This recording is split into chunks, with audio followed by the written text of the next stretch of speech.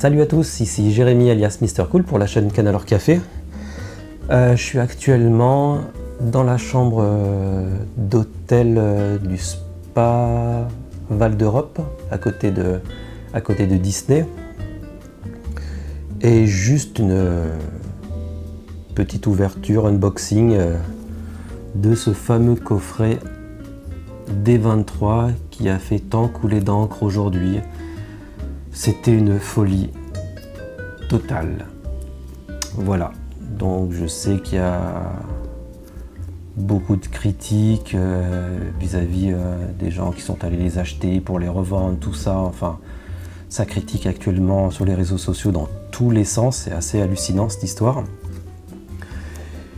Et donc, voilà, en fait, j'étais parti. Je n'étais pas parti pour aller à Disney pour ces coffrets.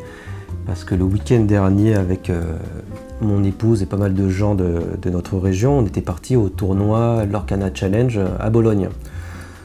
Donc déjà, ça, j'étais parti le mercredi soir dernier pour arriver le jeudi sur Bologne, faire le tournoi le samedi, le dimanche, retour le lundi.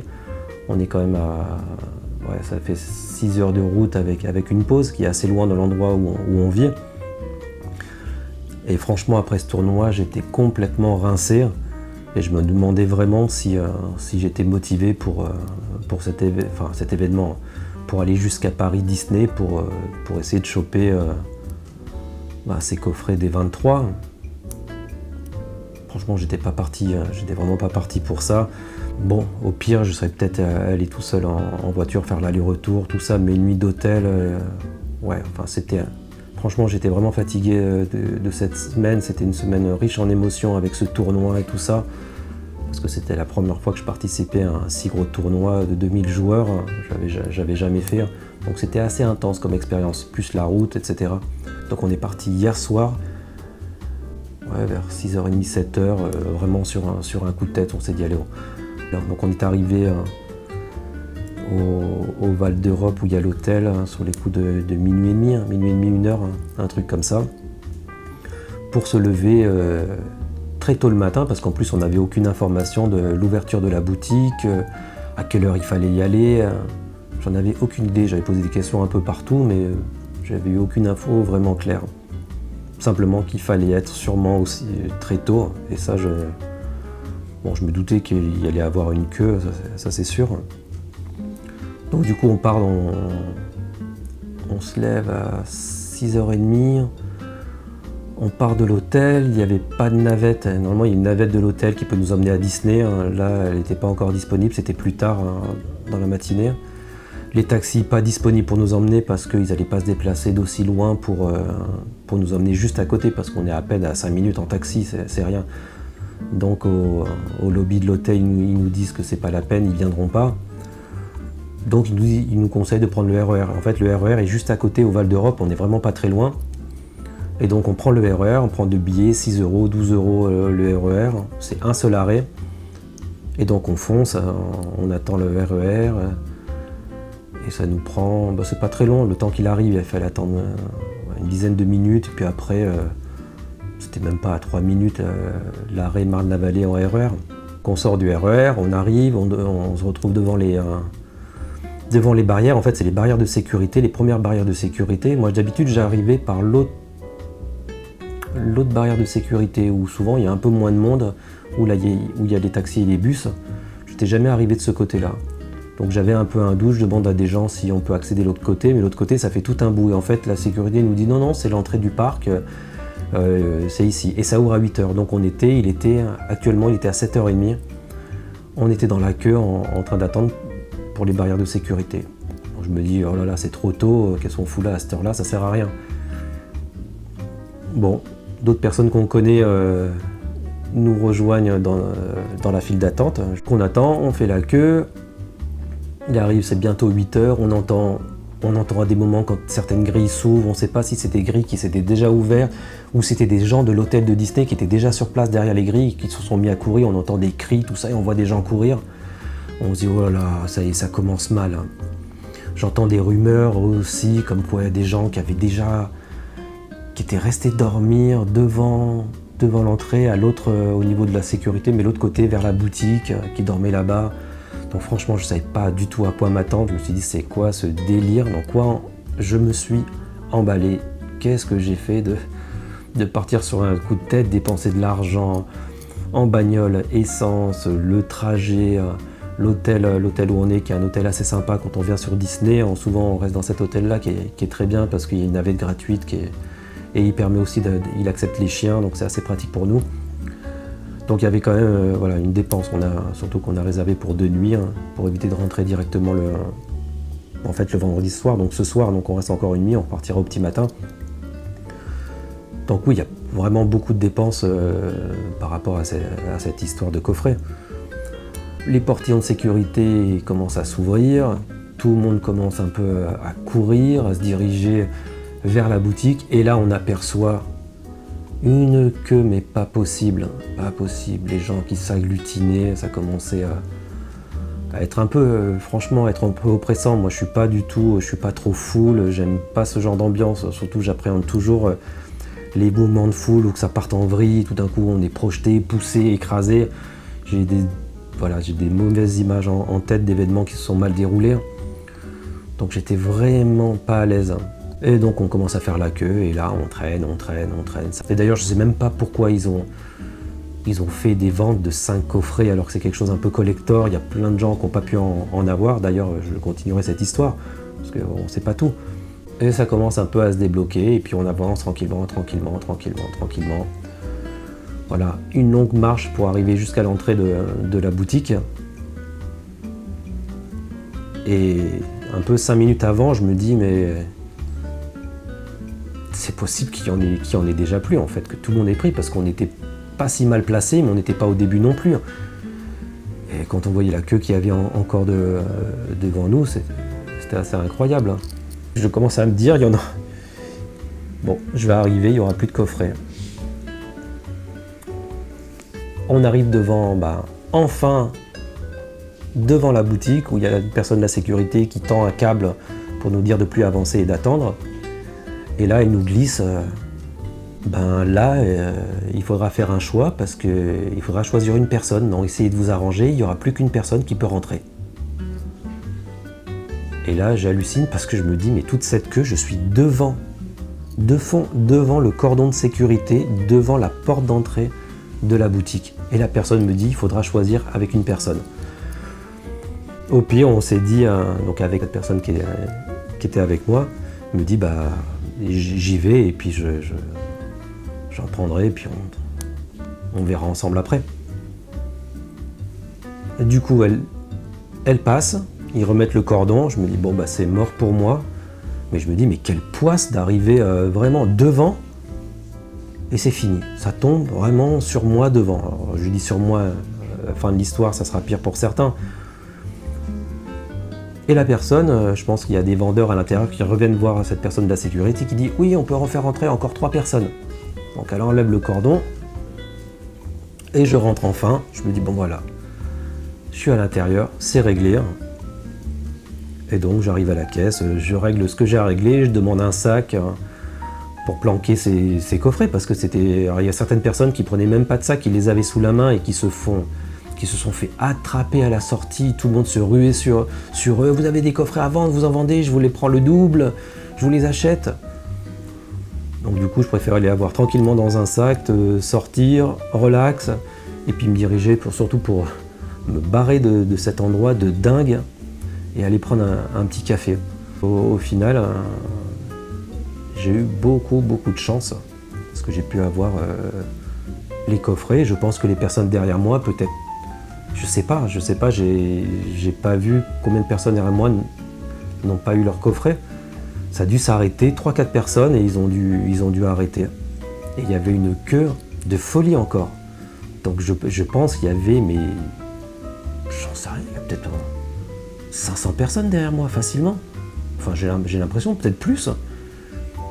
Et qui n'ont rien pu avoir. Je comprends toujours pas en fait cette histoire de faire quelque chose de collector et d'accorder un achat par personne. Ou quand ils ont vu qu'il y avait autant de monde, de dire ok notre délire des 5, on stoppe Et on passe à 2, à 1 coffret que tout le monde puisse avoir. Je trouve ça un peu scandaleux. Je comprends pas pourquoi des personnes doivent en avoir 5. Un coffret chacun, c'est largement suffisant. Ou 2, voilà, on en garde un. On garde un coffret de côté pour faire un cadeau, que ça prenne de la valeur si on veut le revendre un jour, je sais pas. Bon, au final, pas mal de gens n'ont pas pu avoir ce coffret, donc je sais pas ce qu'il en est actuellement. Est-ce qu'ils vont faire un réassort? Il avait annoncé sur plusieurs jours, mais au final, est-ce que ces plusieurs jours, c'était juste la durée de l'événement du D23 dans le monde? Mais en même temps, on va pas nous faire le coup à chaque fois de dire oui, ils n'étaient pas au courant, ils ne savaient pas. On a vécu pour le chapitre 1, ils savent très bien ce qu'ils font. Mais je trouve que c'était très mal organisé et réellement ça aurait pu dégénérer cette histoire. Mais je crois qu'il y a eu des soucis.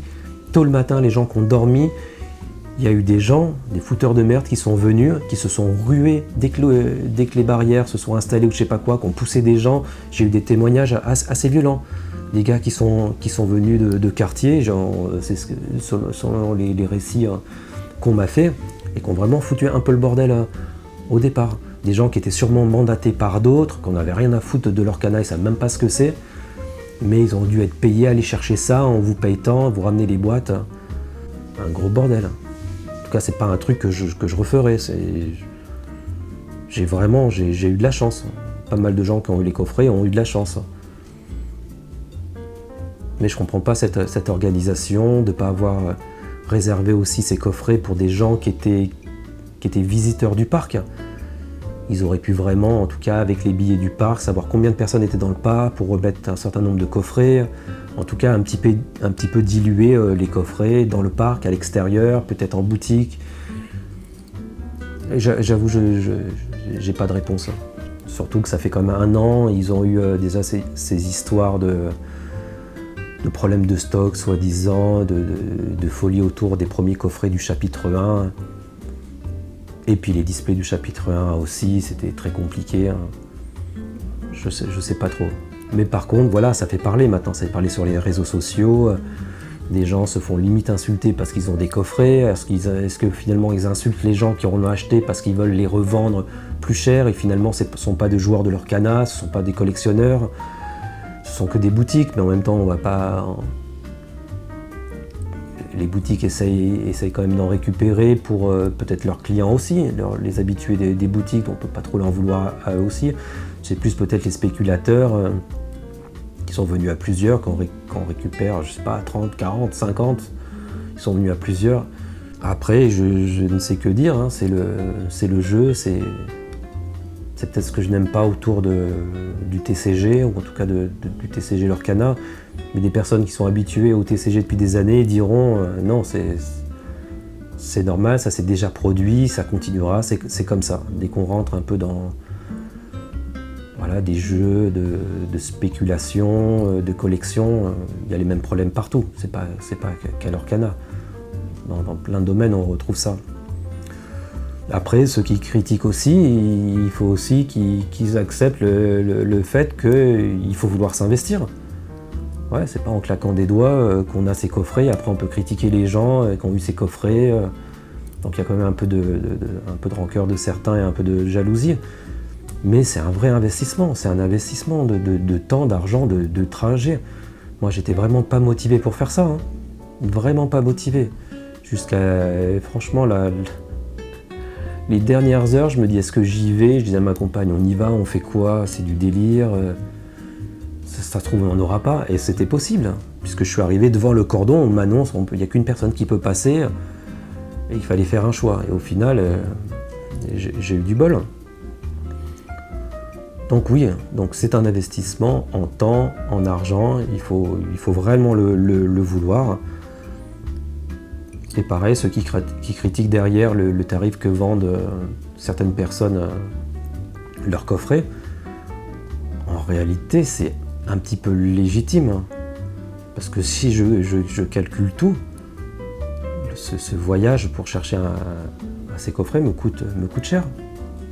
Alors on peut se rembourser, mais oui, mais il faut les vendre pour se rembourser, il ne faut pas les vendre au prix d'achat. C'est pas possible. Là je suis presque franchement, presque 400, 500 € pour un aller-retour. Encore, j'ai pas tout compté, les repas en plus. Donc les personnes qui veulent le vendre directement 200, je pense que c'est le minimum. En tout cas, ceux qui viennent de loin, ils se remboursent à peine. Et au final, est-ce que c'est le but de tout de suite le vendre? Je pense pas. En tout cas, les gens qui sont un peu collectionneurs et passionnés du jeu, c'est des objets de collection qu'il faut garder comme ça et puis voir un petit peu dans le temps si ça prend de la valeur. Autrement, ça ne sert à rien. Ça ne sert à rien. Les personnes qui veulent le vendre tout de suite, je pense que c'est une bêtise. Quand on voit le tarif de ce coffret qu'il y a eu pour le chapitre 1, qui est coté à, je sais pas, j'ai entendu des rumeurs, entre 15 000 et 20 000 euros. Après, je sais pas si c'est vrai, si ça s'est vendu réellement à ce prix-là, parce que des fois, des objets ont cette cote-là, mais ne sont pas vendus ce prix-là. Personne ne les achète. C'était une aventure, je sais pas si je referais quelque chose comme ça, parce que ça devient un peu une folie autour d'un jeu de cartes. Voilà, moi je n'ai jamais joué à d'autres TCG dans ma vie. Je découvre ça avec l'Orcana, et là je trouve que des fois ça va un petit peu loin. Même moi, on tombe dans un délire, une folie de collection. J'ai jamais été collectionneur dans l'âme. C'est vraiment un peu la passion du jeu et de me dire j'ai envie de vivre ce moment-là et de profiter un peu de la vie, de ces moments un petit peu intenses qui peuvent être marrants et tu reviens avec des histoires en tête. Mais j'ai pas aimé du tout l'ambiance parce qu'en plus j'appréhendais, je me suis dit ça pouvait dégénérer. Alors c'est peut-être moi qui m'angoisse un peu trop facilement. Les gens avaient l'air très sereins, tout ça. Moi non, j'appréhendais parce que j'ai des souvenirs de mouvements de foule comme ça. Pour le moindre truc, ça pouvait partir et après c'est plus contrôlable. Donc j'appréhendais un petit peu. Mais en tout cas, voilà ce fameux coffret, l'Orcana Disté D23. Voilà quoi ça ressemble, ce truc. Je suis bien content. En tout cas, après ces efforts, c'est assez mérité d'avoir ça. Par contre, c'est vrai que je comprends pas cette histoire d'avoir mis à disposition autant de coffrets pour les personnes. C'est débile. Je pense que c'est débile. Donc je suis quand même curieux de voir un petit peu à quoi ressemble ce coffret. Vous allez tous crier au scandale. Quoi? Tu l'ouvres? Bah oui, je l'ouvre. J'en ouvre un. Donc je suis curieux de voir à quoi ça ressemble. Déjà, comment on ouvre ce truc. Ça doit coulisser. J'ai l'impression, non? Comment on ouvre cette histoire? Comment c'est foutu? Ah oui, là il y a encore... Ah oui, c'est tous scellés, scotchés dans tous les sens. Là, encore à ouvrir ici. Hop, et je pense qu'il y a juste à faire coulisser comme ça. Voilà. À quoi ça ressemble cette histoire? Une boîte en carton, du plastique, des cartes. Coût de production, 15 €. 8 peut-être. Je sais pas où c'est imprimé, ça doit pas coûter bien cher ça. Quelle folie quand même. Donc voilà, elles sont rangées comme ça là. Sinon, on voit bien. Voilà, c'est assez joli d'ailleurs dans la boîte. Voilà, ce coffret l'Orcana D23 dont tout le monde parle. Alors je sais pas l'évolution des tarifs par la suite, j'en ai aucune idée. Normalement ça devrait prendre un petit peu de valeur, mais je sais pas ce que Ravensburger a prévu. On va savoir, ils vont refaire un réassort, ça soit disponible peut-être en boutique dans pas longtemps, et finalement le délire collection, objets rares, spéculation va disparaître. Peut-être que je me trompe complètement, j'en sais rien, j'avoue je sais pas trop. Mais autour de l'Orcana, je crois que j'ai tout entendu. À l'époque du chapitre 1, et même quelques temps après, non, impossible, chapitre 1, jamais de la vie, on refera pas. Boum, il y a eu un reprint, et là on nous annonce, il y aura un réassort mi-août, et même en décembre. Donc au final, tous les gens qui avaient voulu vendre leur coffret chapitre 1 à des prix genre 250, 300, 350 €, voire 400 le display du chapitre 1. Bon bah ils ont tous revu à la baisse, d'ailleurs même certaines cartes ont perdu beaucoup de valeur. Un petit retour de cette expédition, de cette aventure pour avoir ce coffret des 23 Lorcana. Un petit bout de carton, du plastique, des cartes. Voilà. En tout cas, je n'ai aucun scrupule vis-à-vis de ça, parce que je sens que j'ai pas envie de culpabiliser le fait que j'ai eu ce coffret-là. Je suis un joueur, j'aime Lorcana, je joue au jeu sans regret. C'est un investissement que des personnes pouvaient faire. Voilà, il faut s'en donner les moyens, s'organiser. Après, c'est compliqué, hein. Je sais bien, c'est compliqué. Une fois dans une vie, voilà, parce que je pense pas, franchement, que je le referai. Ça ne m'intéresse pas. Que de fou, du monde, excité, tout ça. Il faut que Ravensburger arrive un peu à gérer tout ça quand même, je trouve. Une bonne chose de faite, et maintenant, l'ouverture des displays chapitre 5 et commencer à penser aux futures stratégies pour les prochains tournois avec ce chapitre 5. Donc là, il y aura les ouvertures de display. Il y a déjà des gens qui les ont ouverts là aujourd'hui, ce soir. Et demain, ça sera un petit tournoi scellé avec ouverture du chapitre 5. Et les prochains tournois, je ne sais pas si les prochains tournois qui arrivent seront avec le chapitre 5 encore, notamment le Lorca Quest. Il y a un gros tournoi aussi à Lyon, je ne sais pas si c'est avec le chapitre 5. Il y a le Lorcana D5, organisé par Jérôme en live. Oui, là, ça sera avec le chapitre 5. Donc il faudra prévoir des nouveaux decks et de nouvelles stratégies avec le chapitre 5. J'ai peut-être oublié plein de choses. En tout cas, je suis bien content que ça se termine. Demain matin, lever 6 h du mat et prendre la route pour retourner à la maison.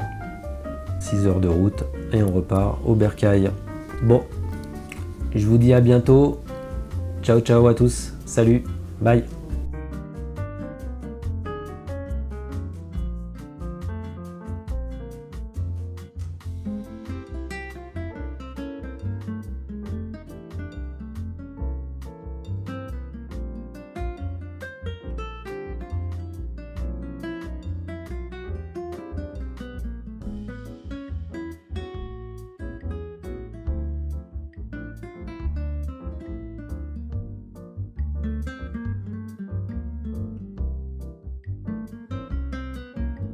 Cendrillon attaque Ursula.